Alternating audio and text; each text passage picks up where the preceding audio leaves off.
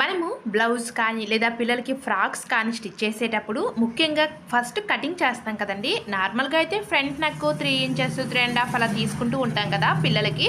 మనం ఏంటి అంటే ఫ్రంట్ నెక్ ఎంత తీసుకున్నామో బ్యాక్ నెక్ కూడా చాలామంది అంతే తీసుకుంటూ ఉంటారు.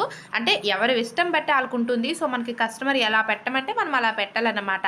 సో ఇక్కడ చూడండి, ఫ్రంట్ నెక్ వచ్చేసరికి నేను 3 ఇంచెస్ తీసుకున్నాను. బ్యాక్ నెక్ వచ్చేసరికి మనము 3.5 లేదా 4 ఇంచెస్ తీసుకుంటే మాత్రం చాలా బాగుంటుంది. ఎందుకు అంటే మనము పిల్లలకి వెనక తాళ్ళు పెట్టుకునేసరికి చాలా బాగుంటుందండి. ఫ్రంట్ నెక్ బ్యాక్ నెక్ రెండు ఒకేలా కాకుండా ఫ్రంట్ నెక్ కొంచెం పైకి ఉండి బ్యాక్ నెక్ కొంచెం క్రిందికి ఉందనుకోండి, చాలా చాలా బాగుంటుంది కదా.